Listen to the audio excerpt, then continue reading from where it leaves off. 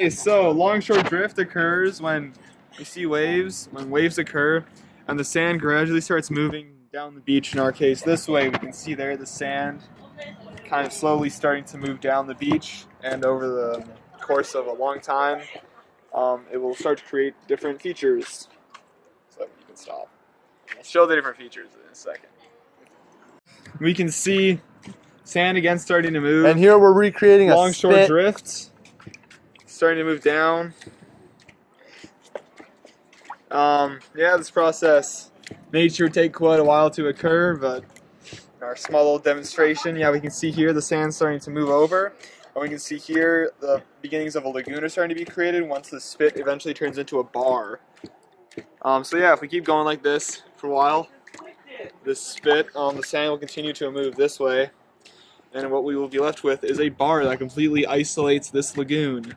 Yeah, you can stop. So as we can see here, a longshore drift has turned into a spit, which has turned into a bar, which as we see back here has completely isolated a lagoon. Yeah, that's how a bar is created, just as the waves continue to hit, the sand continues to move this way, and yeah.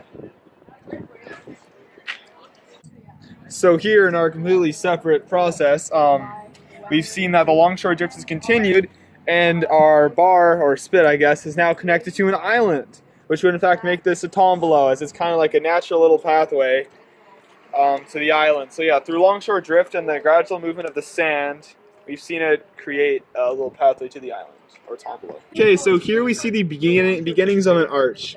Essentially what's happened here is that erosion has occurred due to the waves, and gradually we're seeing a cave being formed. Now eventually, these waves will continue to form and it will penetrate the other side, but unfortunately the other side in this case is plastic, so I don't think it's going to erode that. But in theory, in nature, what would occur is that this would continue to erode, and then this part here would eventually break off, like naturally, just like that. No interference whatsoever. Then we'd see a hole through it, but maybe imagine a little bit still along the top ridge connecting it. Then eventually this top ridge would go away. What we're left with here on this side would be an arch. Yeah, it would just be alone in the water. That's an arch. There are several features which are harder to define in a thing, so I guess I'll just talk about them. First we have abrasion, which is the physical act of the waves weathering the rock and breaking them down. Next we have attrition, which is the rocks grinding each other down and gradually breaking each other down, I guess. Then you have hydraulic pressure, and Fraser seems pretty excited to answer that one. Fraser? Hydraulic pressure. Okay, maybe Fraser isn't the best suited right now. So, hydraulic pressure is basically the pressure that water creates. Like, water can get very pressurized, you can go down further in depths. And that can also contribute to the breakdown of rocks. Then you have solution, which is when the smaller bits of rocks mix in with the water and form a solution, which further aids in the erosion of rocks. Yeah. Next we have headlands and bays. What a headland is it's a rougher, more rigid piece of rock that does not erode quite as easily as a bay. Basically a bay is formed of a weaker, more malleable rock that is more easily eroded. So after a while, the bays will start to recede and the headlands will stay pretty rigid, kind of forming like weird U shapes with T's up top, like bay, headland, bay, yeah. Then stacks and spits and tumblers are already defined. So yeah, that's all the wave erosion things we need to define done. So yeah, cool. So yeah, here we have a tree. That wasn't obvious enough.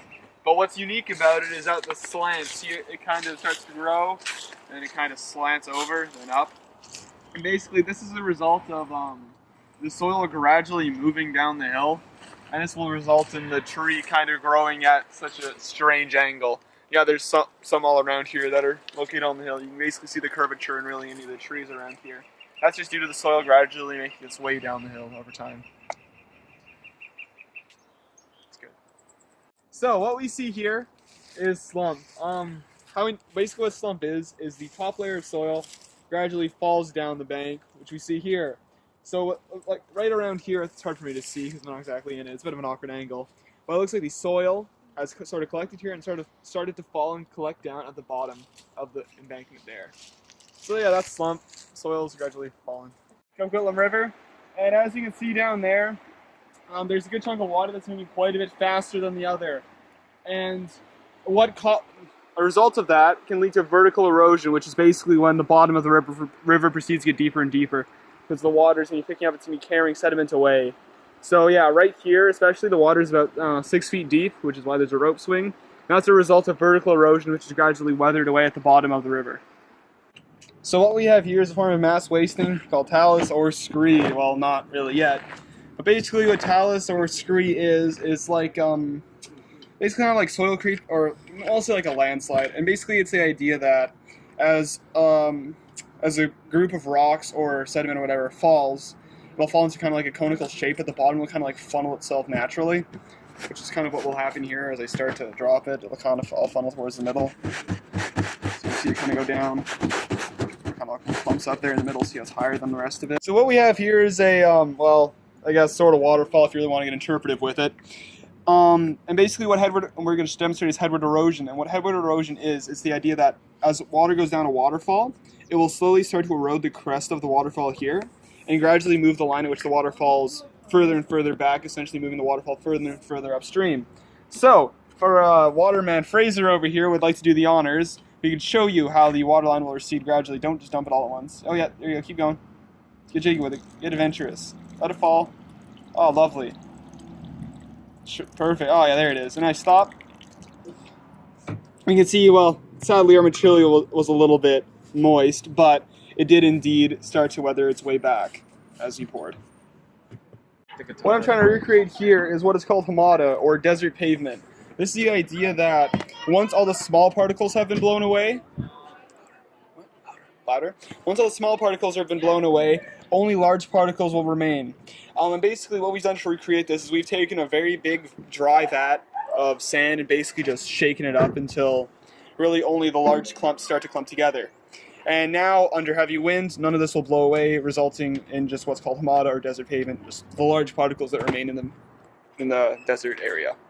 So basically what we have here is that we're going to attempt to recreate deflation. Now what deflation is, it's the idea that small particles, when under wind, will just kind of join the wind and kind of go and cause wind erosion. Medium particles will kind of just roll on the ground, and larger objects, or sediment or rock, will kind of just sort of hop along and kind of bounce. So to do that, we kind of have a really crude experiment, but bringing a fan outside is kind of hard, so this is the best we got.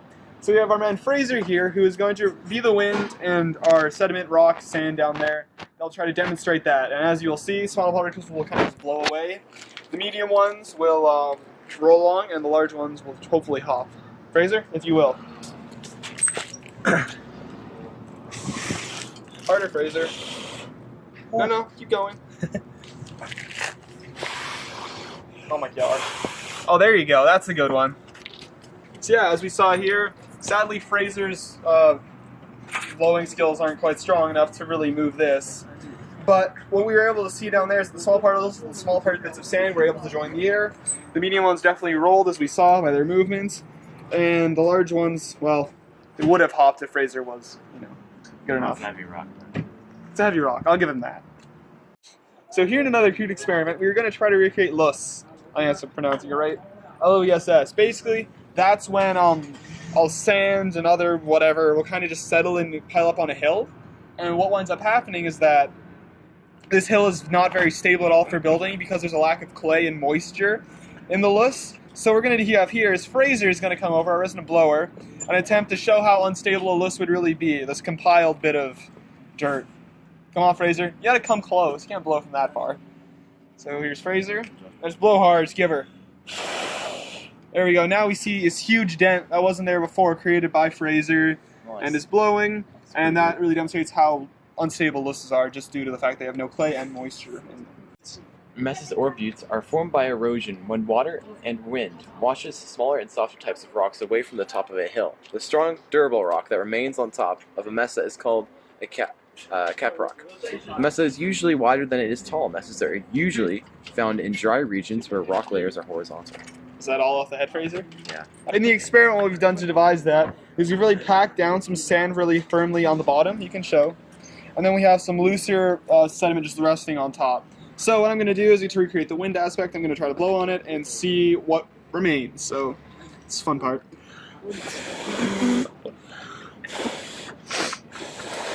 And as we can see, like I said, a lot of the loose sediment washed down to the bottom, and what remains is the firm, padded down part of the mesa, which is the mesa or butte. So now we're going to try to recreate a ventifact. Now in essence what a ventifact is, it's when sand is blown into the air and erodes an object. So kind of like the process of sandblasting, which unfortunately we don't have access to, because that would be a perfect example. The sand will go into the air and it will gradually start to erode. So Fraser would do the honors of starting to recreate sand going into the air.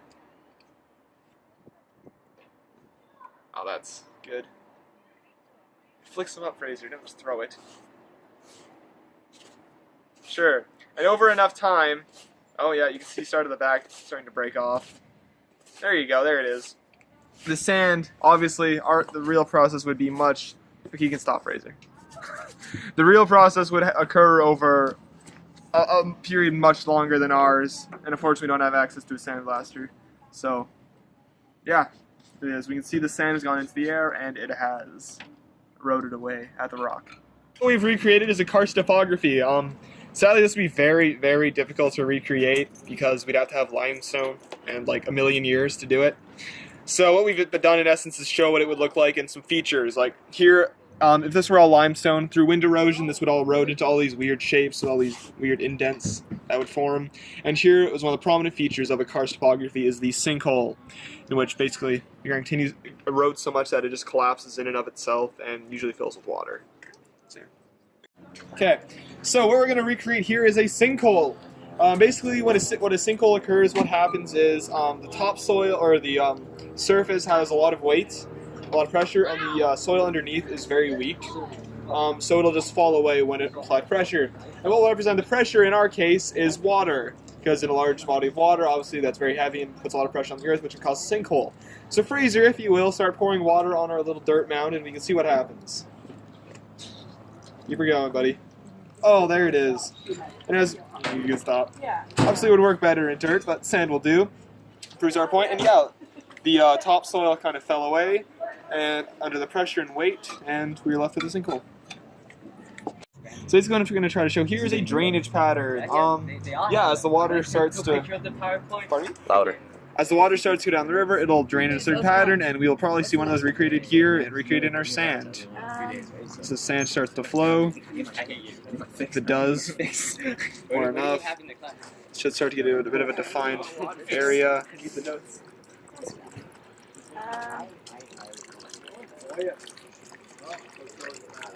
Oh, sinkhole right there. That's what we're going to do. You better get going. And fill it up while you're there. Maybe this one does not work. So we're going to try to recreate, here's a drainage pattern, specifically a dendritic drainage pattern. Now what's going to happen as I pour the water, it should start to follow the outlines which we've made. And yeah, as we see there, it definitely follows the branching drainage pattern all the way out down each little section. In a short hose full of water with both ends pointing up and one end higher than the other. If you pour water in the high end, the water will flow out of the other, lower end because the new water pushes it out. That's what's happening in the aquifer in the figure. So basically we're going to attempt to recreate, here's a meandering river. Now essentially what has happened over time is the waters continue to erode the sides of the river, which causing this weird S shape, which is a meandering river because it's going so slow. Now what can happen at times is that the flow of the water can become so much that it'll start to become an oxbow lake. And this occurs basically when it continues to erode in a section, say like here, erodes all the way around, but then as it continues to erode, this section here would continuously get eroded, and it would be cut off, and this would just be a little remaining lake here. So basically, let's see how the meandering river works. So I'll put water at the top. Okay, try to. If it'll go. Come on. Yeah, we can sort of see it following the S shape all the way down. Or it should, if it was a better defined river. So what we're going to attempt to recreate here is the creation of stalagmites and stalactites. Now, I know this is a mound of dirt on the ground, but sadly we do not have calcium and limestone. So we will try to recreate the process with sand and water. So essentially how segmented stockades are formed is that water comes in, it brings calcium, the calcium stays on the rock hardens and grows. So Fraser, if you could do the honors of pouring some water on this to recreate, like flood or whatever. Just pour some. It doesn't have to be a lot, it doesn't have to be a little. Nope, you're good. Now what'll happen as this calcium arrives, it will start to build up. Now, obviously it wouldn't be from the rock that's still there, maybe from newly arriving calcium. And this would start to grow, and as more water, more calcium gradually came up on the stalactite, it would grow higher and higher and higher, essentially. So what we're trying to recreate here is an alluvial fan. Now what we've done, we've got this huge river with lots of sediment, and then we have this big imaginary lake down here with not a lot of sediment. And what is going to happen when this river slows down and enters the lake is that it will deposit a bunch of sediment, ideally. So Fraser, if you will, we see the mouth of the river constricting at the end there. Give her, oh yeah. And this is basically what happens with an alluvial fan, is that the river will, you're good. As we see here, the river starts to deposit a bunch of its sediment at the mouth of the river. This is what an alluvial fan is. So what we're going to try to recreate here is plucking. Essentially we have our rock that will be plucked and our sort of glacier, close as we can get. I want to go to the beach. So essentially what's going to happen is glacier will move over the rock, and as such, we can see this rock has many different little components to it, many different little materials inside of it, give it rigidity, I guess. And as the glacier starts to move over it, in theory, it should take some of the smaller gravelly bits with it as it moves over. We can clear it up a little. I gotta wait here. You can pour some water on it. Clear it up. Oh, beautiful, Edvin. Yeah, let's see here. It's got definitely has some smaller gravelly bits inside the gravel that are plucked from here. And yeah, that is how plucking works. What we're recreating here is a moraine. Essentially, what a moraine is it's a space that will fill with water once a glacier has moved past. So the elements that we have in our little experiment here are the mountain, where the glacier is sitting, and the glacier. Now, as the glacier moves, it will leave behind a big empty little thing here, and it'll continue to move and move and move and move and move. And essentially this is what will be created. So now if someone could pour some water in here to recreate some rainfall or melting of something. Water, please. Someone pour water. Maddie, once. What? Hudson, you're supposed to help though. Oh, There you go, lovely. Maddie. Perfect. Now what we see here is our leaky moraine has been created in this little pool beneath the mountains where the glacier once was. What we try to recreate here is a drumlin. Now, basically what occurs is a drumlin is very similar to plucking, except material is going to be added to the other side. So here we have our would-be drumlin, the rock that we have, and our glacier. Now, as the glacier moves over the drumlin, it starts to deposit excess material at the end as it continues to go on, as we see here. So now, we can lift up the rock so we can actually see it. We have the drumlin, as well as all the material that has been added onto it after the drumlin. Yeah. So what we're going to recreate here is Kettle Lake, or Kettle Lakes. And what we have here is imagine some nice flat prairie ground, and here we have our lovely glacier. So what essentially is going to happen is that this glacier is going to move along and say, we have a rock there. So the glacier is going to move along, this rock get embedded, and it will pick up the rock along the way. And essentially what will happen, that as it picks up this rock, I can find it again, is that this little space here, this is a bit wet, but this will be empty. The rock is pulled up and this soil will now be empty. And as the glacier continues to melt, this hole will be filled with water as we see happening right now. This is how kettle lakes are formed, and this happens numerous times. That's why we see so many lakes in places like the prairies. As the rocks are plucked up and the holes left open, the glacier melts and the kettle lakes form. These small little lakes that are unfed by rivers. What we're going to recreate here is a cirque. So here we have our multiple glaciers surrounding a mountain. That's not a cirque, a horn. Sorry, it's been a long day. We have these glaciers surrounding this mountain, and what happens as the glaciers diverge? This one goes down here, this one goes over here, this one goes over here, and they take the earth with them. What is left is this rock face at the top of the mountain, which is like the Matterhorn. That's how the Matterhorn was created in Switzerland, I believe. And this open rock face is left at the top, exposed as the glacier is taking away the surrounding earth, melted away. So what we're going to try to recreate here is a roche montagnée. So, essentially what that is, it's when the glacier plucks up rocks and deposits them as it moves. So we have our glacier here, all fine and dandy. It's moving along, moving along, moving along. The rocks are in there somewhere. Yeah, perfect. And as we see, as it moved past, in a somewhat iffy way, it had deposited a rock along the bottom. And this would happen like hundreds of millions of times with bigger and smaller rocks, creating kind of a terrain known as a roche montagneuse. Our glacier, and essentially we're going to take this into 3D because otherwise this will be very hard to recreate an esker. Now essentially esker is when the ground is eroded by a river that flows underneath of a glacier. So I have to lift the glacier up for us to have this effect. Now if Edvin could do the honors of just pouring our water, recreating our river under the glacier, preferably from a side, yeah. Do that. Okay, that's good, that's a lot of water. So now we'll try to move this water away so you can kind of see the ridges which would be created. It's easier said than done. But yeah, as we can see, it would create a very rough and not too organized land, just a eroded piece of land. So what we're trying to recreate here is a glacial erratic. Now essentially what a glacial erratic is when a glacier carries a rock and deposits it in a place it really does not belong. So here we'll have a rock that'll start at the front of our glacier. This will move along, and it will wind up getting deposited in a place which it was not originally, and this leads to some pretty interesting creations. We have some glacial erratics which look pretty funny, like in Yellowstone National Park. There's definitely some strange things there. Yeah, this is how glacial erratics are formed.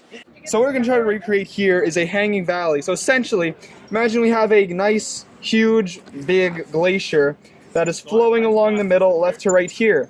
Now what a hanging valley is, when we have a smaller glacier here that runs into this bigger glacier, this will continue just to take it away. And what we're left with here is a hanging valley, as there's a valley here that has been dominated basically by the bigger glacier, leaving this valley just exposed. So when this process happens, the hanging valley, what is left over is being eroded by this glacier that moves past this hanging valley. This is what's called a truncated spur, as plucking will occur, and this will gradually be eroded down and be very sharp and rigid as the glacier passes by. So when this process happens, the hanging valley, what is left over is being eroded by this glacier that moves past this hanging valley. This is what's called a truncated spur, as plucking will occur, and this will gradually be eroded down and be very sharp and rigid as the glacier passes by. So we're going to try to recreate here is a cirque and an arête. So essentially, as our glacier moves out from the mountain, what is left here, this bowl shape, is called a cirque. And basically this ridge that we see created here as this glacier moves out is called an arête, as this is basically where the glacier stopped, in a sense, where it stopped in its original form.